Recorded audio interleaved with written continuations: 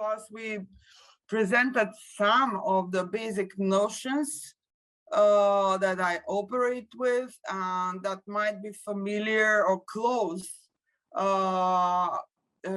let's say, to the concepts, the understandings, perhaps not the vocabulary that Thomas will be using, nonetheless, stances that we might both share so that it's easier to follow us both and follow me as well. So now I'm going to read something that is at this point a manuscript. It will be published soon in Tokyo, and in a way things will sound familiar considering the discussions from previous class, but the way that the argument is laid out and the way these all notions, references, etc., that we tackled in that pastiche way in the first class will maybe start making sense to you as you see how an argument is being developed from such positions and in terms of such a vocabulary, let's say, or set of concepts or language, the one I presented in previous class. So let's start now. So in my latest monograph, with I don't know if you're familiar with the title, it's called Capitalism's Holocaust of Animals, and there the notion of animal is not reserved just to the animal kingdom as opposed to humanity. Quite to the contrary, we are all reduced to a certain determination of the last instance, which is animality. That does not mean that humanity is necessarily reducible to this only. This is one of the determinants or the categories of determination of the last instance, which does not mean that it is the only instance of such status and of the operational capacity of being determinant. Perhaps in this paper, I don't know how far I can go with it.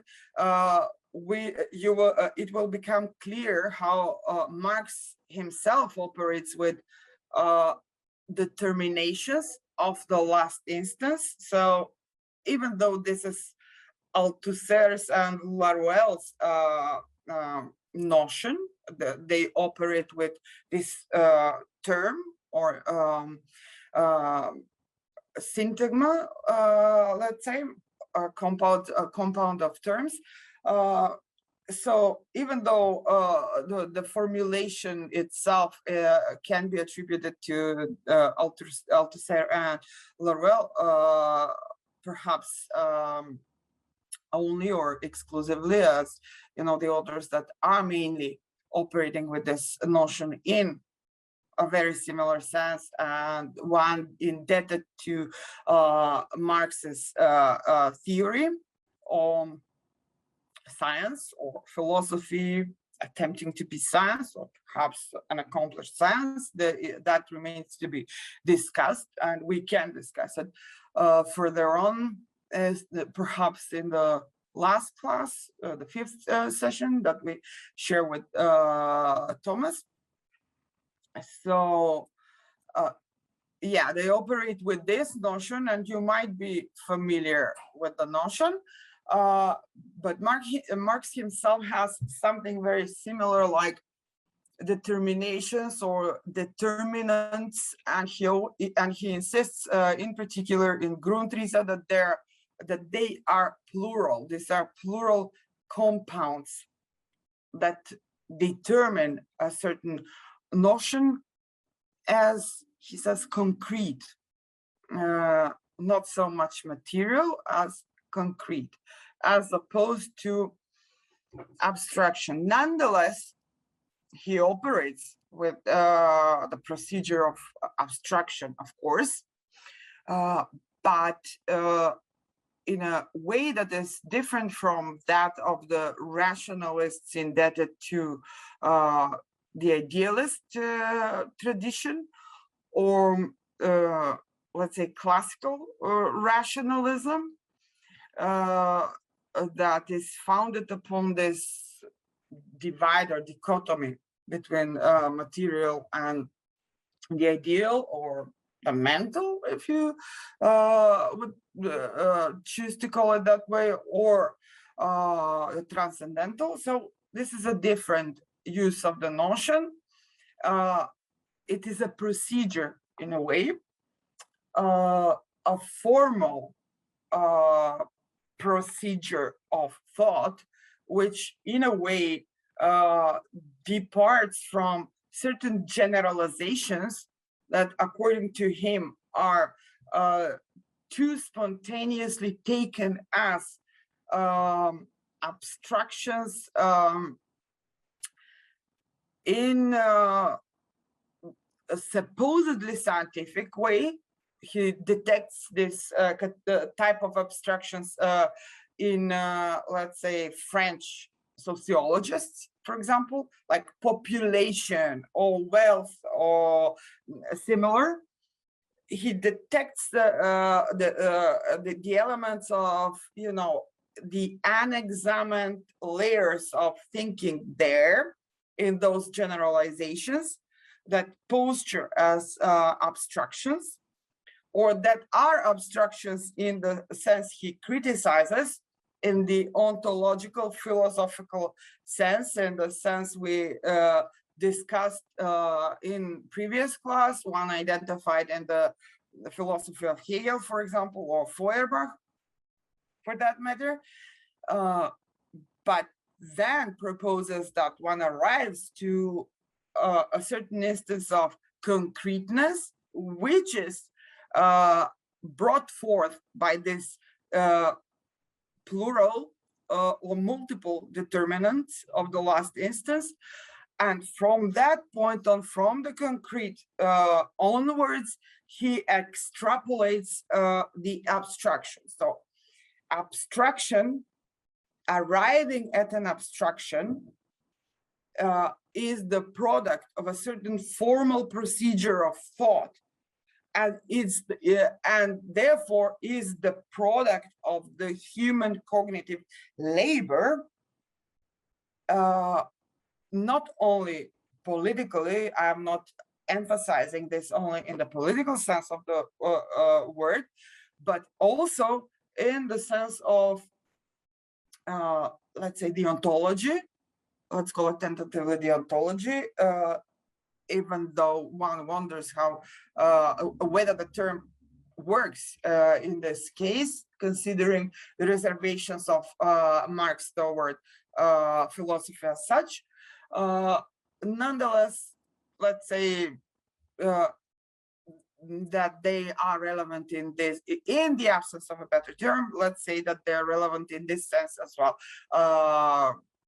By that, I mean resolving the matter whether the foundation from which we depart in our examination, whatever they may be, is material or of a different and opposing nature. So anyway, this was again another digression on my part. So this is how we will discuss the notion of abstraction. The monograph I mentioned, that's Capitalism, Holocaust of Animals. I actually, you have the chapter, so you know the title, of course. So there, this procedure of abstraction is discussed as well, especially in the throughout the book, but in particular in the second chapter, which is more methodological, and I think you have it. So once I have made this digression, a shortcut into explaining how the term abstraction and the term concrete work in his text, I think I can continue. But as we go along, you will see a further elaboration of this method position, let's say a philosophical position in a way, again, in the absence of a better term, or we, the Laruelians, would say non-philosophical position. So it's still philosophical, but with bracketing out the principle of philosophical decisionism, the principle of philosophical amphibology, you know, the thing that was discussed in the previous class. It's self-sufficient sufficiency, its autoreferentiality, etc., and the way it posits the reality. So we are bracketing out. Now I am explaining a Laruelian term and how he uses the term non-philosophy, and then I will move along with the paper. Laruelle, just like Marx, attempts to provide an exit from philosophy, but admits that we cannot ever really truly abandon philosophy, or at least its material, as he calls it. But we can do philosophy in a scientific manner by way of providing a certain stance of thought that can emulate the scientific posture of thought we discussed in previous class. And in order to achieve that, we have to bracket out its tendency to be all that I just presented, you know, this categories of self-sufficiency, self-envelopment, etc., and the treatment of the real, that or the physical, or in Laruelle's sense, it's still and only the real, I guess, it produces. And this thing that I just described in many words, and that is bracketed out by adding the prefix non, is termed in Laruelle the principle of sufficient philosophy, or PPS. And so non-philosophy means philosophy without the principle of philosophical sufficiency, or of the sufficient philosophy. It depends on how it's translated in English. I work with the French text of Laruelle exclusively. Okay, so this is also explained, and now we can move on. Now I needed to do this because whenever Laruelle appears in this paper, it might be unclear unless I gave you this introductory input as well.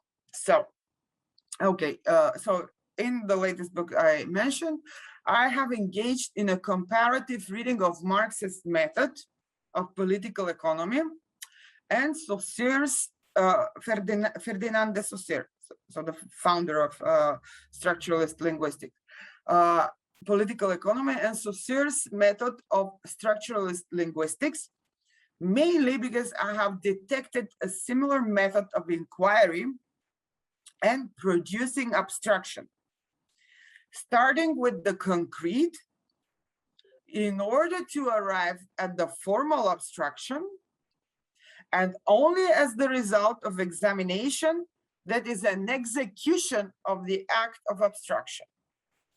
In a recent article, it's published in Philosophy Today this spring, edited by Yuk Hui. So in a recent article, I have further examined the materialist foundation of this procedure. arriving at the realization that abstraction, as we know it in the sciences that explicate and provide the foundation of technologization of the outside reality, is comparable to the action of abstraction and formalization of inquiry we find in Marx and Saussure. How so? It will become clear soon. Both in Marx and Saussure, said procedure is carried out with a certain stance of meta-positioning or meta-positioning, stance of meta-positioning of self-reflection of the employed method. So there is always this meta and auto-reflection of the method itself. It's always in a meta position to itself, the creation of method, which is not the same as the subjective autoreferentiality. The method is objectivized. So both seeking to break away from abstraction, mistaken for concreteness. So there is sometimes abstraction mistaken for abstraction proper, and this is habitually philosophical abstraction that posture as realness, or abstraction mistaken for concreteness sometimes, such as in the case of the French sociologists or simply socialists of his era. But the same would be valid for Saussure's thought as well, when, I'm sorry, just a second, when he tackles the linguistics of his era and similar methodological or epistemic errors.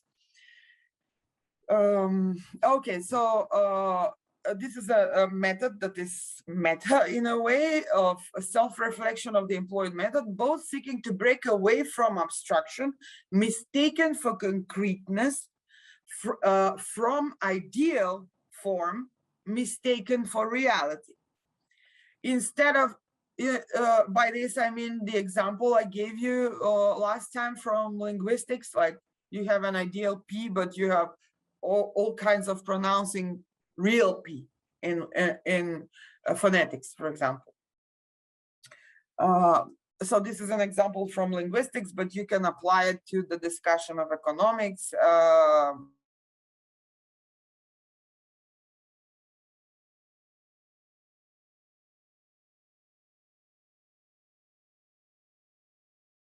To be more applicable to other tracks of inquiry, of scientific inquiry. So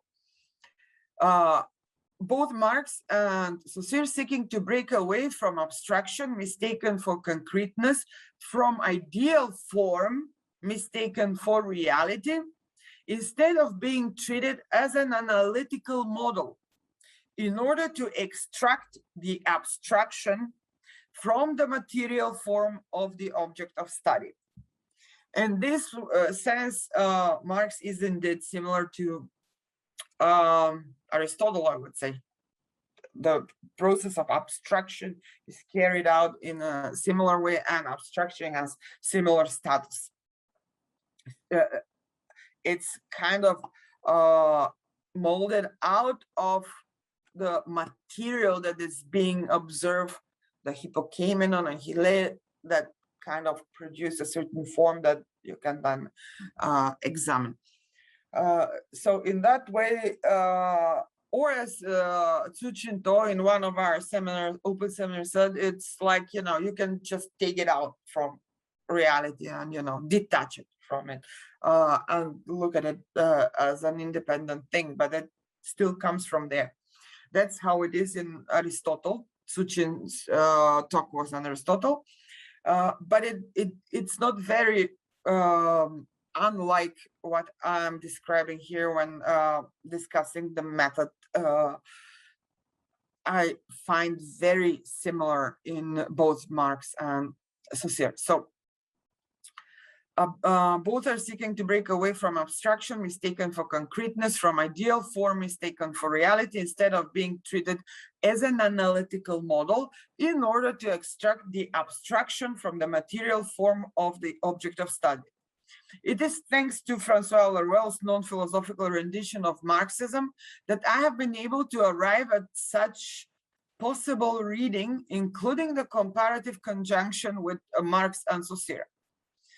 Soon after, I was advised by colleagues to consult Karatani's, Koyan Karatani's Marx toward the center of possibility, which made similar comparison in method as well as consequences. However, Karatani takes us further thanks to his comparative analysis, bringing us to a crucial realization. He says, his uniqueness, he means Marx's uniqueness, lies not in his establishment of a philosophical system, but in his attitude toward the text and his fidelity to this attitude. Capital is Marx's reading of the texts of classical political economy, nothing more, nothing less, just close reading and treating this text as matter, or as Laruelle would put it, material. But this material is treated, this is my intervention, that quote, is treated very similarly to what Laruelle proposes to do in his introduction to non-philosophy, treat the philosophical material as disorganized hora or chora, not as a unified system. Just forget about the system that philosopher provided. The concepts, methods, kind of elements of thought that we might be interested in observing, or dismantle the unity and treat it like that when you have this materialist close reading of the text in front of you.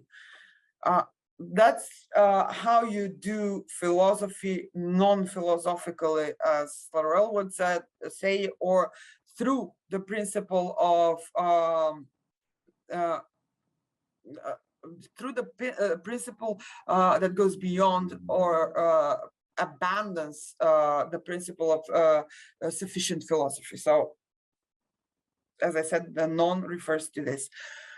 So apparently, Marx's method is similar, and apparently Laruelle was correct when he said that, he says that in his introduction to non-Marxism, and he repeats it in Tetralogos, that in a way, in this sense, in coming up with the non for philosophy, therefore non-philosophy, or the non for Marxism, and therefore non-philosophical Marxism, but still Marxism, actually radical Marxism, and called non-Marxism nonetheless, because it's simply short for non-philosophical Marxism. So when he does that and produces this type of operating with the potential of Marxist thought, he indeed adheres to the original intentions of Marx, I would say. And here we might see the proof of that. I mean, even the procedure is very similar. So anyway, let's put this in brackets and continue with the quote from Karatani. So he says, capital is Marx's reading of the texts of classical political economy, nothing more, nothing less. In other words, it is a mistake to seek Marx's thought anywhere other than in his own mode of reading. So the way he operates with the philosophical material at hand. Or perhaps, Karatani continues, we could say the following: Marx's thought is precisely his method of reading itself. End of quote. This is from Karatani's Marx Toward the Center of Possibility. So the method Marx applies on the material that is object of scientific examination This is the goal. Be it conceptual material, ideas, notions found in economics and philosophy of his era, or materials one finds in the industrial manufacturing, for example, silk, crops, discussed both as raw material and commodity in his works, is one of a foremost materialist. So the treatment is one of a foremost materialist. The material determination or multiplicity of concrete determinations provide the foundation for extracting the formula of interpretation. This extraction is the abstraction. And he does operate with abstractions, of course, but they are part of this intellectual labor. That is all. They are not entities living a life of their own, constituting an outside world, or participating in the universe of the absolute spirit or whatever. So that is why I would argue Marx's own abstract thinking is the product of formalizing the material act of investigation of the real out there. The latter is not a metaphysical stance on the question of realism versus subjectivism, but once again, a matter of method, scientific as opposed to philosophical, my remark, inquiry. Says Karatani. So about Marx. A matter of method, it is a matter of method. Scientific inquiry ought to be structured in a way where all, including human subjectivity, is treated as object among objects, rather than mimicking human subjectivity in the imagining of nature and universe. The latter fallacy in method seems to stem from philosophy itself, which is inevitably a subjectivity-centered thought.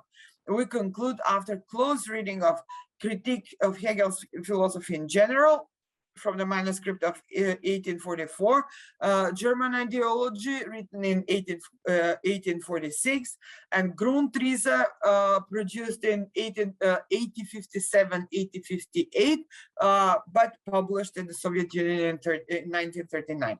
So, Marx's argument is reduced to the following inference. Subjectivity-centered thinking, such as in the case of Hegel's philosophy, even if disguised as materialism, is inevitably idealism. Hence, Feuerbach's materialism is, in fact, idealism parading as materialism, or simply unsuccessfully seeking to become one. So this is from the German Ideology, a quote where Marx says the following. In direct contrast to German philosophy, which descends from heaven to earth, here we ascend from earth to heaven. That is to say, we do not set out from what men say, imagine, conceive, nor from men as narrated, thought of, imagined, conceived by philosophy, in order to arrive at men in flesh. We set out from real, active men, and on the basis of their real life process, we demonstrate the development of the ideological reflexes and echoes of this life process. So you see, the mode of production and the so-called superstructure, how do you call it in English? Never mind.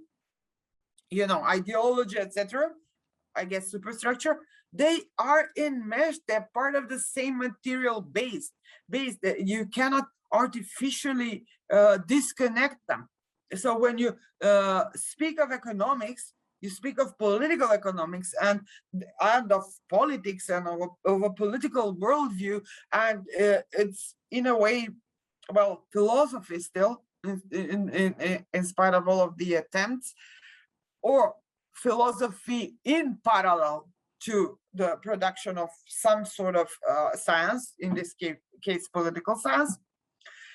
This is my intervention, this last couple of sentences. So we demonstrate the development of the ideological reflexes and echoes of this life process. The source is Marx and Engels, or I guess just Marx. The source is without, never mind, we'll stop here. So this is what mattered.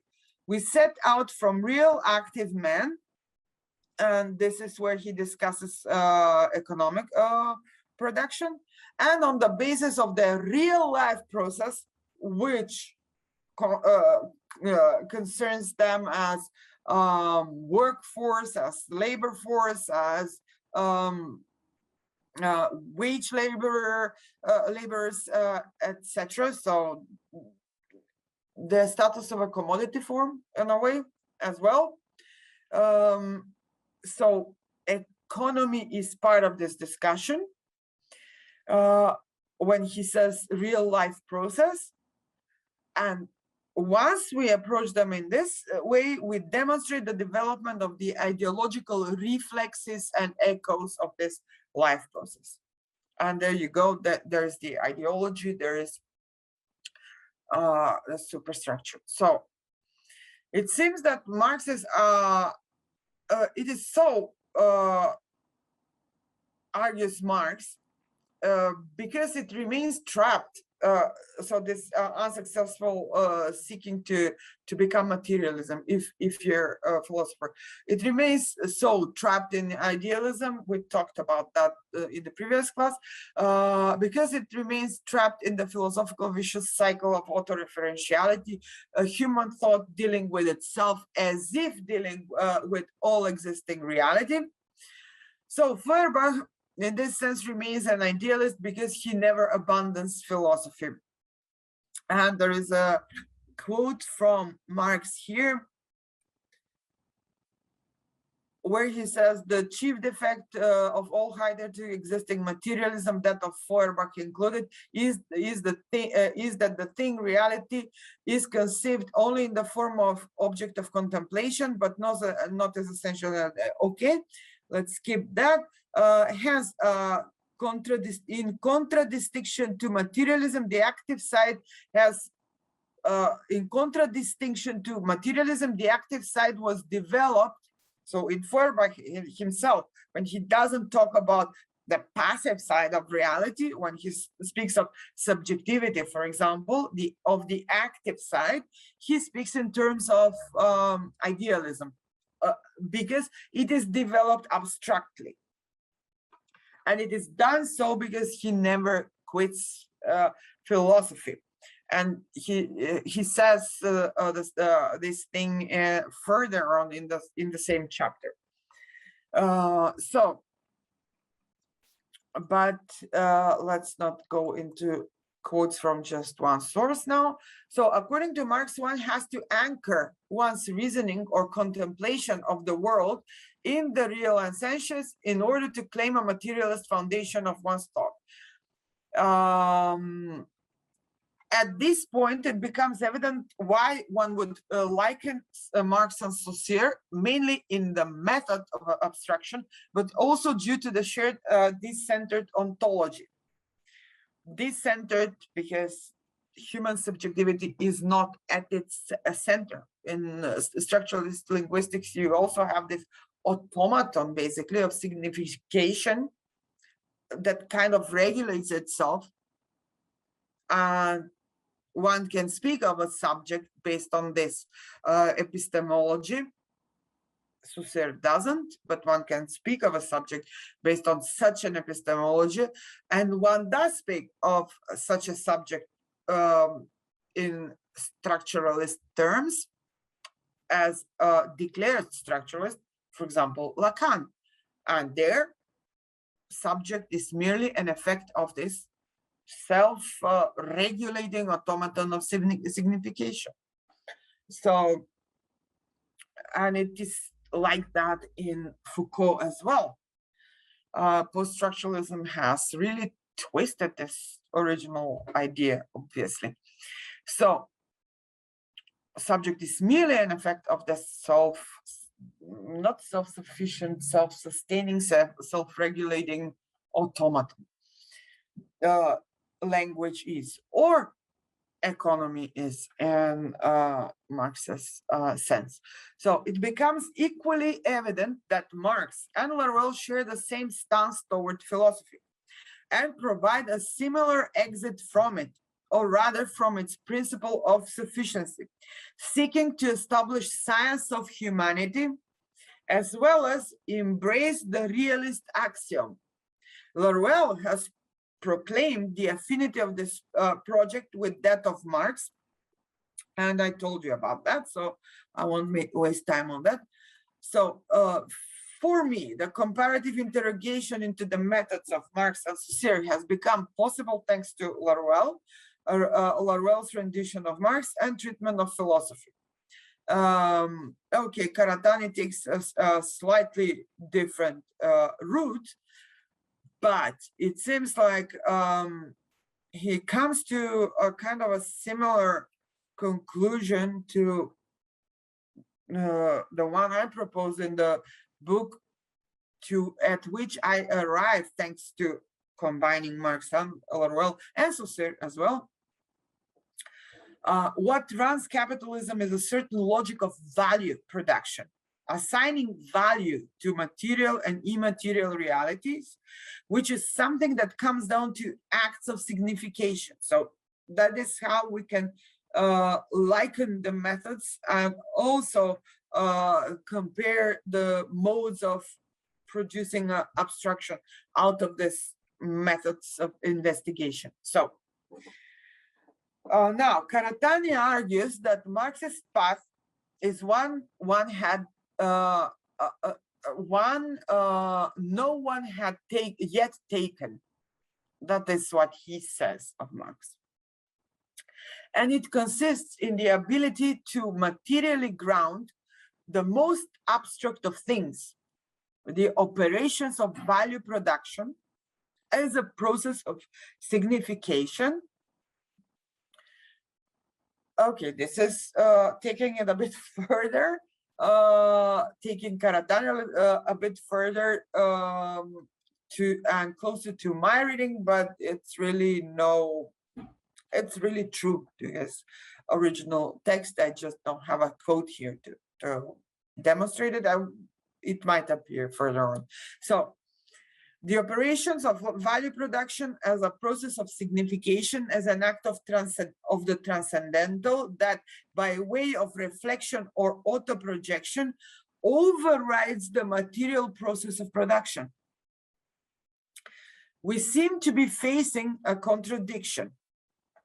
Material processes of production pervade all levels of productivity, beginning with the economic process, in the technical sense of the word, traversing the intellectual processes and the symbolic reality in social relations, and finally culminating in a sort of a metaphysics of an era. This is my term, as I said previously, and by that I refer to whatever one might call ideology or superstructure or something of that sort, of an era. So in this sense, Karatani emulates Marx's own method when he reads Marx himself in order to come to a similar conclusion to what I just claimed.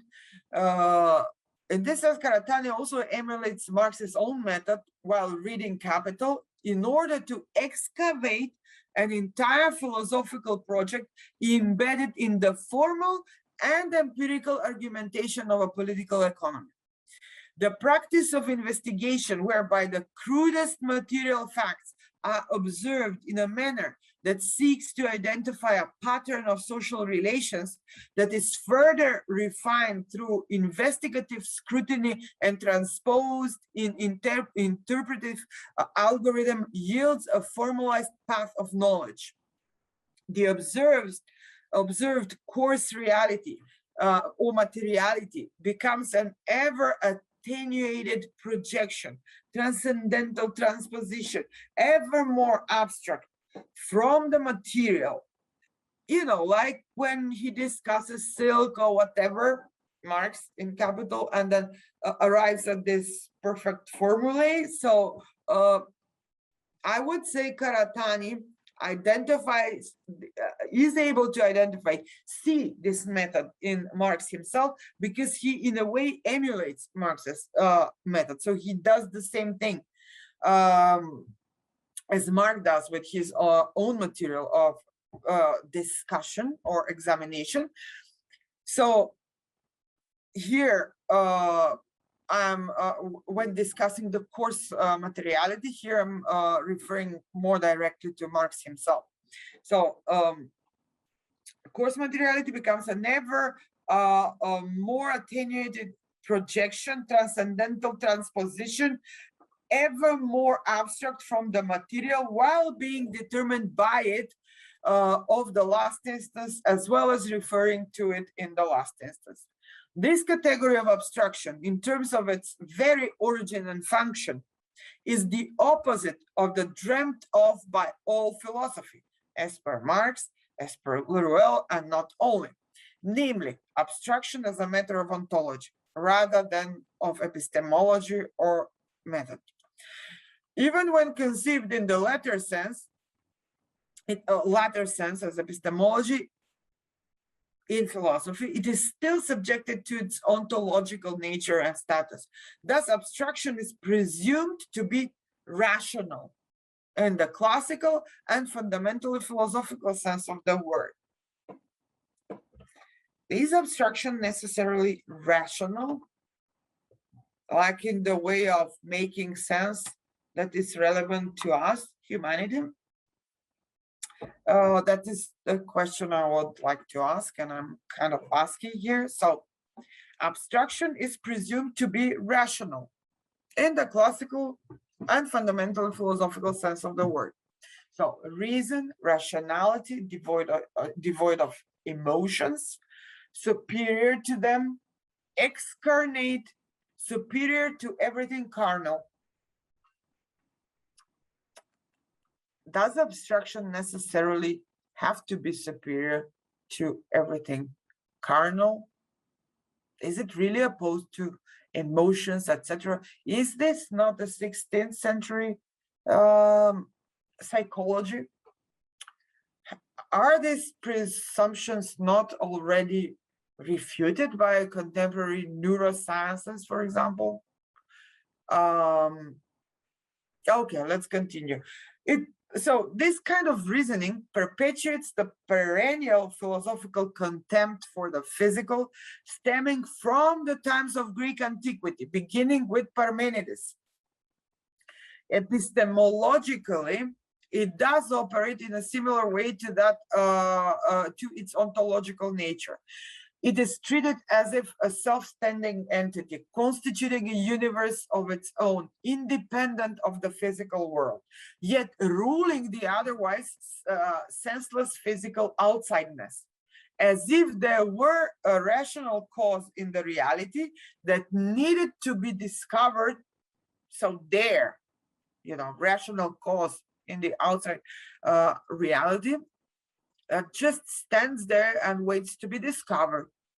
This is kind of a philosophical expectation everywhere, I think, throughout philosophy. I don't think that there is a different type of philosophy, a philosophy that does not expect this. Even when they discover nonsense, you know, or absence of rational cause or whatever, everything is, you know, like senseless. Even when nihilists, there is an expectation of sense, and then there is a declaration that, oh, it's not out there. Therefore, its nature is that it's nonsensical or non-rational. So both are based, both conclusions are based on the same expectation. And the proposal is made by or enabled by, maybe made by my reading of Marx, but enabled by Marx, I would say, and also Laruelle, is to go beyond this expectation. So to find reason in nature or its negation, it's structurally the same thing, or syntactically the same thing, or in terms of, I don't know, even algebraically, it would be the same thing, I would say. So epistemologically, it does operate in a similar way to its ontological nature. It is treated as a self-standing entity constituting a universe of its own, independent of the physical world, yet ruling the otherwise senseless physical outsideness. As if there were a rational cause in the reality that needed to be discovered, blah, blah, blah. Never mind, I'm repeating myself, simply to be able to continue further. But, you know, it wasn't that long ago when I read it, so we can continue. So by the act of according purpose to the physical or to the real as an exteriority that is in the last instance materially determined, so not the same as the material, but still materially determined, by rendering it susceptible to exploitation, the ratio, in Latin, accords rationality, and this ratio is of course human ratio, accords rationality to the otherwise senseless universe of the material. Material is mere resource, and the Promethean reason brings in some causa finalis and purpose for its existence that could and should otherwise be abolished, if impossible to be repurposed to serve the needs of the self-standing universe of pure intellect.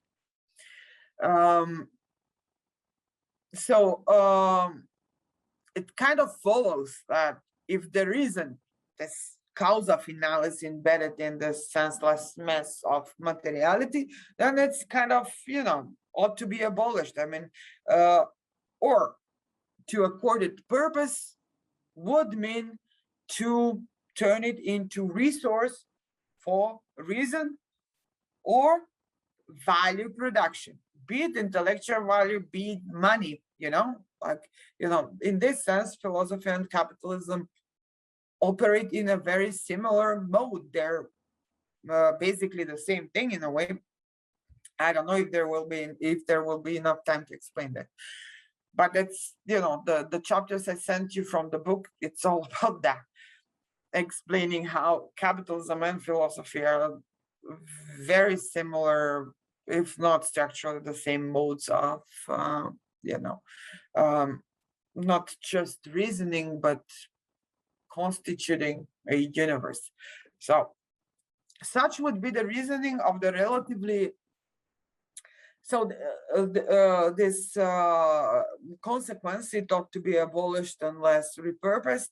And such would be the reasoning of the relatively recent strand of neo-rationalism, for example. And this act of necessary infusion of reason into material things concerns the reality of social relations too, which is something that surprisingly has been problematized by Ray Brassier only recently. So in 2017, matter is a resource to intellect whose climate of development or post-dialectical perfection will be reached through complete annihilation. Sorry, I have a typo here. Through complete annihilation or annihilation of any living and non-living matter. As it will be proven obsolete, intellect will persist in and for itself. First of all, this is the Hegelian stance. Then Hegelianism of that sort kind of still controls, let's say, Hegelianism itself, not of this sort, simply Hegelianism still controls maybe or underpins most of contemporary Marxist thought. So even Marxism is inadvertently by embracing Hegel in this non-critical way, subscribing to a very similar idea, just like the one I presented, shared by the neo-rationalists, or even to some extent, probably the accelerationists as well, be it right or left wing, regardless. The consequence is very similar. Anyway, interestingly, really problematizes these consequences finally. Anyway, intellect will, according to this logic, let's say, neo-rationalism, Hegelianism, neo-Hegelianism, contemporary Marxist Hegelianism, etc., or any form of rationalism, if you will lead us to the same consequence, essentially. So annihilation of any living and non-living matter proven obsolete. So intellect will persist in and for itself. Intellect, as an entity in and of itself, as a self. And this self, as we said previously, is merely human projection. It is very interesting to presume that there is some sort of self-standing intellect out there, or the universe constituting some sort of a self-standing intellect, and not perceiving that this is in a way, theology. Anyway, intellect, according to this logic, everything that is proven useless, everything material proven useless to reason will be annihilated, declared obsolete. Therefore, intellect will persist in, and for itself. In the face of the present climate emergency, this naive Hegelianism, nesting in different forms of modern realism, becomes a farcically obvious intellectual atavism and dangerous naivete. Marxism, on the other hand, argued that any self-standing abstraction, in particular Hegel's spirit, any abstraction that is self-sufficient in its perfection, is the product of humanism, even though you call it something beyond human. So even though if it's spirit or the almighty AI, it's still a projection of humanism. So I think that by now it's clear why. Even if this, almighty AI declares human as, obsolete, unnecessary, we declare singularity, technological singularity, etc., AI rules, and so on. Humans are, and all other animals are obsolete. Still, this phantasm of a self-standing, self-sufficient intellect will remain anthropocentrism, because this is an anthropocentric projection,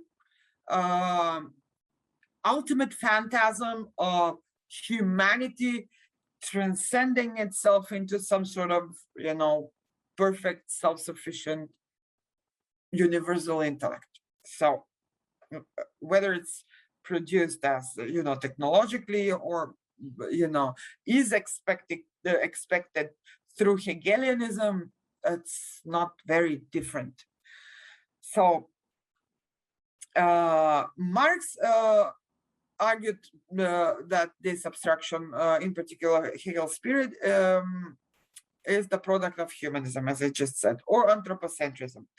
Anthropocentrism projecting itself onto the universe, unmoored from the real and the physical, which is the true object of science, So if he appeals, pleads for some humanism, some sort of humanism, or a political universe that emancipates humanity, he wouldn't be anthropocentric or a humanist in this sense, because he has already established this third party's perspective, as we discussed in previous class, and kind of hinted to this method at the beginning of this class. So it's still this procedure. It's all about the method or the procedure and its consequences, not so much about semantics. So Marx pleads for radical humanism, yet for a reasoning that is non-human centered. Paradoxically, the more human-centered reasoning, the more egoistic auto-projection onto the outside world, the more alienation from the radical onto, sorry, I told you this was a manuscript. So the more alienation from the radical core of humanity, the more anti-humanism. These are the consequences. Thus, one arrives at this realization when reading Marx's early writings, but not only those. We find it in the later writings, like the German ideology, and I told you in the previous class, Capital, Grundrisse as well. So I'll skip this part about Karatani, and there's a little bit about dialectics here. There is a little bit about Zonrettel. I'll go to that part now a little bit, and then we will have around 20 minutes maximum for discussion, because I have to leave at 7:30 sharp. Okay, so let's consider the following. No, let's skip it. It's a quote, and it will take time. Let's arrive kind of to Zonrettel here.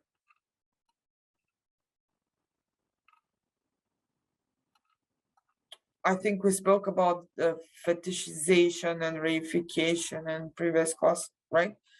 Okay, so I skipped bits of this paper. I'll go straight to the material, the concrete, and the praxis of abstraction from a third party's position. And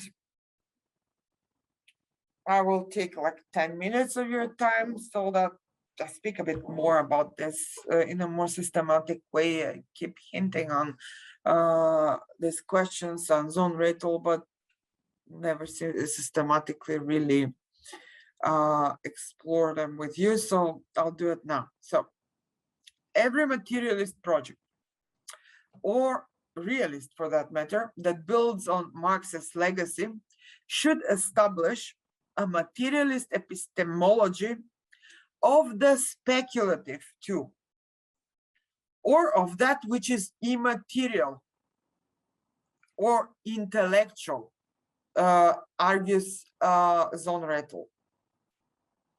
Let me just fix this, sorry.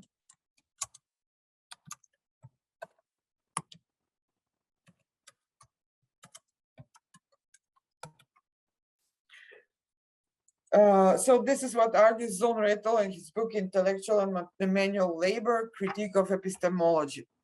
Thus, concepts, realms of signification, language, and social relations ought not to be relegated to the realm of the idea and thus left to idealism's authority over them, but rather require a materialist epistemic account of the immaterial. So there, as I said, there is real and there is material that is its determination of the last instance. That's why we are materialists, but we still acknowledge, together with Zonrettel, together with Laruelle, that the immaterial the conceptual, the abstract itself is a reality in its own right. Nonetheless, we always already presume that there is some sort of concrete and material determinant of the last instance. I think that it's not of the last instance, the immaterial insofar as real, does not mean that the immaterial is not real. You see what I mean? It does not have to be of the last instance, or not in the sense of foundationalism, let's say foundationalist theories. It can be real, you know, like for example, Laruelle treats a conceptual material as real. He seeks for their identity of the last instance, which is conceptual, some notion. Now, and this is what makes them real. But of the last instance, if we add to this Marx, of the last instance, we will presume that everything operates, not everything operates, everything has some sort of material foundation. We do not have to bring it in every discussion. For example, Marx has this super abstract discussions of value production. And this is all how abstraction operates. And this abstraction embodied in capitalism rules the world we live in. So it is a real of a sort. But he nonetheless does not forget that it's all of the last instance, we are all, and that even that super abstract universe is of the last instance determined by the real or the material. And I would say that according to him, this contradiction between the physical or material and the speculative that thinks it can, you know, live on its own, be an independent reality and merely reduce the material to resource, is the most fundamental or perhaps final contradiction of capitalism itself. So this is where capitalism and philosophy as such, the philosophical mode of thinking, kind of collapse, regardless of whether, you know, philosophy was born in ancient Greece. It's what constitutes it of the last instance, or what is its identity in the last instance, Laruelle would say. So concepts, realms of signification, etc. I think I read this part. Okay. Now, such an approach presupposes admitting the effect of the real.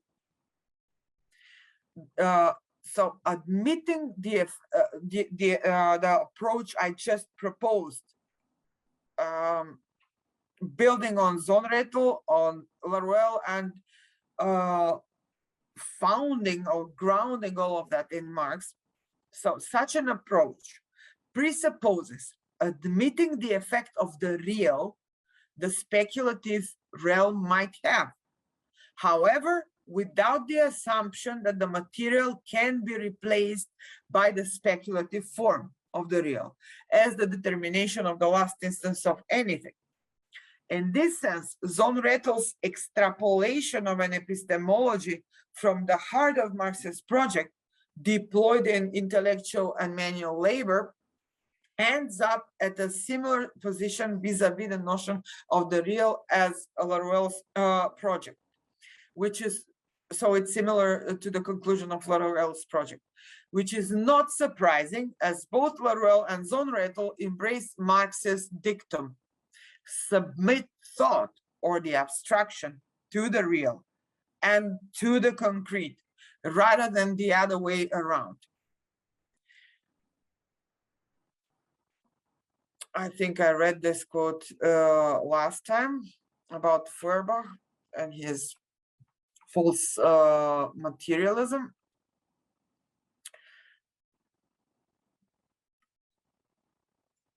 I think that we discussed this as well in the previous class.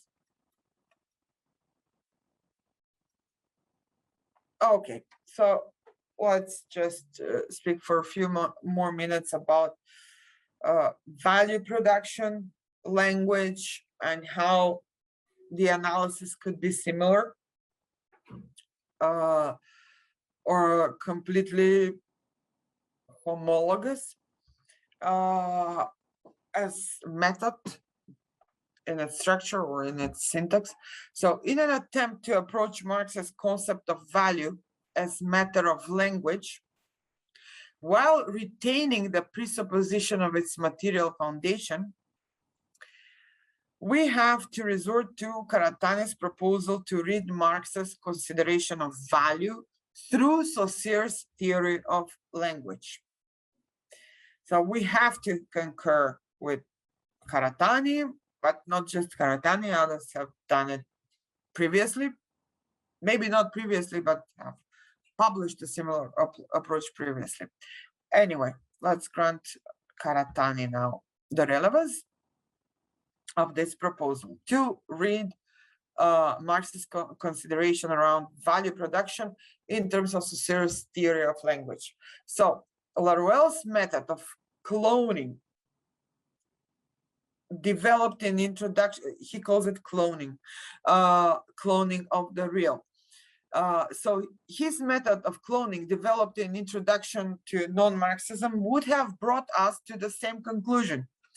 The radical concepts Laruelle argues, this is the realization to which we would have arrived. And the radical concepts are the product of this method of cloning, whereby thought mimes the real, kind of produces Maßstab, as Wittgenstein would call it, of the real. So radical concepts produced by way of superposition with the real, thoughts superposition with the real, exterior and very concrete notions. We will argue that the same posture of thought which Laruelle would liken to scientific is applied in Marx's project as in Saussure's when they extrapolate the abstract from the concrete. In this sense, they both break away from what Laruelle would call the principle of philosophical sufficiency, achieving to produce an account of the real while resorting to philosophical materialism. I think we haven't got enough time to go more into this question of value production and zone rental because there wouldn't be time for discussion. So I will have to stop now.